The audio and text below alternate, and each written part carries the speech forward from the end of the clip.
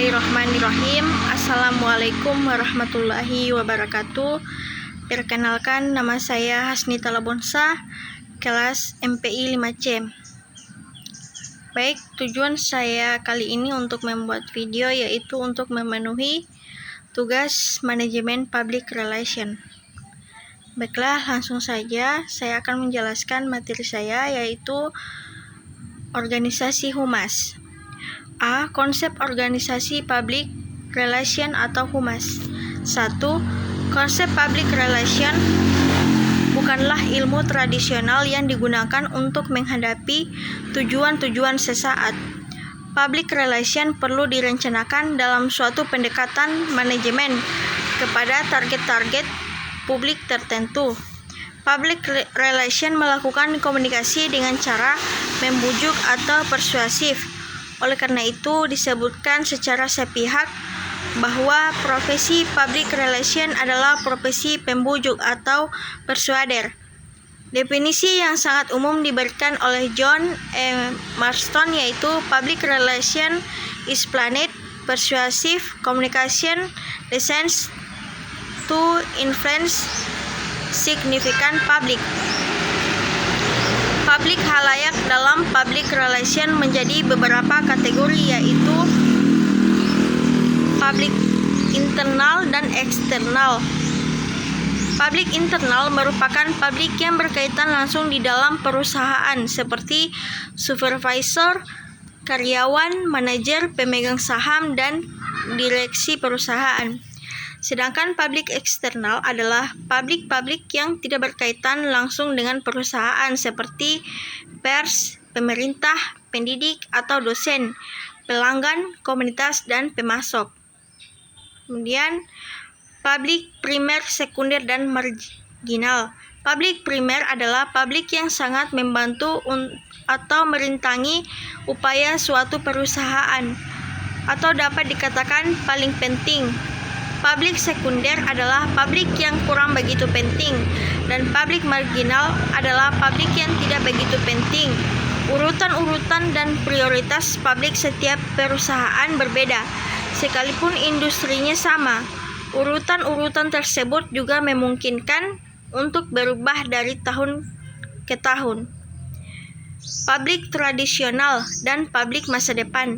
Karyawan dan pelanggan adalah publik tradisional, dan mahasiswa atau belajar, peneliti, konsumen, potensial, dosen, pejabat, pemerintah atau media adalah publik masa depan. Propenet atau open and communicated. Di antara publik terdapat kelompok atau pihak yang menentang perusahaan atau opponents yang memihak. Proponents dan pihak tidak peduli. Uncommitted, perusahaan perlu mengenal publik yang berbeda-beda agar dapat dengan jernih melihat permasalahan. Silent majority dan vocal majority, yaitu jika dilihat dari aktivitas publik dalam mengajukan keluhan atau dukungan pada perusahaan dapat dibedakan antara yang vokal, menyuarakan pendapat namun jumlahnya tidak banyak, dan silent, tidak terdengar pendapatnya, namun mayoritas publik penulis di surat kabar umumnya adalah the vocal minority, yaitu aktif menyuarakan pendapatnya, namun jumlahnya tak banyak. Sedangkan mayoritas pembaca adalah pasif, sehingga tak kelihatan suara atau pendapatnya. Kemudian yang kedua yaitu pengertian public relation. Public relation atau yang lebih sering dikenal dengan humas, hubungan masyarakat dengan ruang lingkup, skupi, kegiatan yang menyangkut baik individu ke dalam maupun individu keluar, dan semua kegiatan diselenggarakan dalam rangka pelaksanaan tugas dan fungsi masing-masing lembaga atau organisasi. Public relation adalah fungsi manajemen yang membangun dan mempertahankan hubungan baik dan bermanfaat antara organisasi dengan publik yang mempengaruhi kesuksesan atau kegagalan organisasi tersebut. Selanjutnya, konsep public relation yang dikemukakan oleh Public Relation Society of America atau biasa disebut PRSA, yaitu public relation membantu suatu organisasi untuk meraih kerjasama dengan sekelompok orang. Public relation membantu organisasi berinteraksi dan berkomunikasi secara efektif dengan publik utama mereka. Kemudian bagian B yaitu peran humas dalam organisasi. Peran humas atau yang lebih dikenal dengan public relation tentu sangat krusial bagi sebuah organisasi. Humas memiliki peran dalam menciptakan citra baik organisasi, mengkomunikasikan segala bentuk informasi tentang organisasi baik kepada publik, klien, atau para investor. Bisa dikatakan bahwa seorang humas adalah wajah dari organisasi itu sendiri. Ia harus memahami secara detail seluk-beluk dari segala informasi yang terkait dengan organisasi. Selain